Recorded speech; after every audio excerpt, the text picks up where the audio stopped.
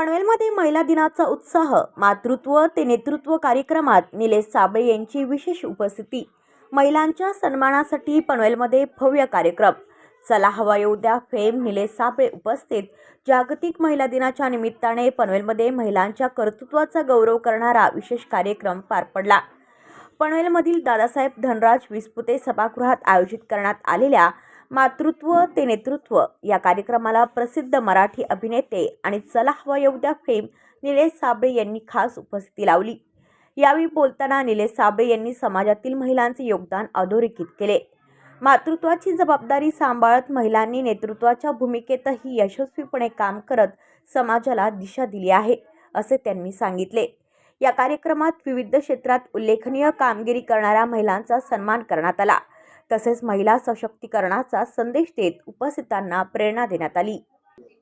खूप छान वाटतं कारण जागतिक महिला दिन आहे आणि त्या निमित्तानं मी तुमच्या माध्यमातून सगळ्या महिलांना मनापासून शुभेच्छा देतो। आणि हे निमित्त या एका सुंदर कार्यक्रमाचं आदर्श शिक्षण संस्थेच्या माध्यमातून जो एक वटवृक्ष फुलतोय महाराष्ट्रामध्ये शिक्षणाचा, आणि त्या निमित्तानं सन्माननीय धनराजजी विस्पुते सरांनी इकडे आम्हाला आमंत्रित केलं, त्याबद्दल मी त्यांचे मनापासून आभार मानतो।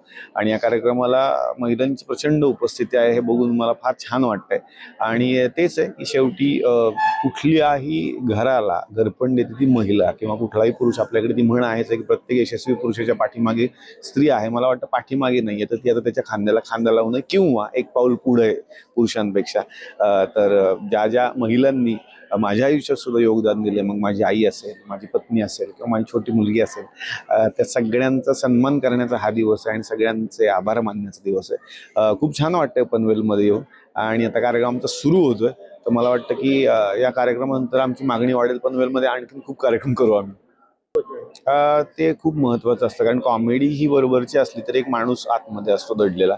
आणि मी जसं की उल्लेख केला होम मिनिस्टर जे झी मराठीवर आहे त्याचंही मी काही दिवस एक पर्व केलं होतं, त्यामुळे घराघरात मला पोहोचता आलं आणि तिथून पुढे माझ्या लक्षात आलं की माता भगिनींशी एक वेगळा कनेक्ट आहे माझा आणि त्यांना मी घरातला वाटतो, त्यांचा मी भाऊ वाटतो, कोणाला त्यांचा मुलगा वाटतो आणि त्या संवादाचा फायदा या कार्यक्रमात मला खूप होतो। त्यामुळे हा कॉमेडी ब्युरो रिपोर्ट पनवेल वार्ता न्यूज। आपल्या परिसरातील बातम्या आमच्यापर्यंत पोहोचवण्यासाठी स्क्रीनवर दिलेल्या क्रमांकावर संपर्क साधू शकता। दूरध्वनी क्रमांक 8652414343।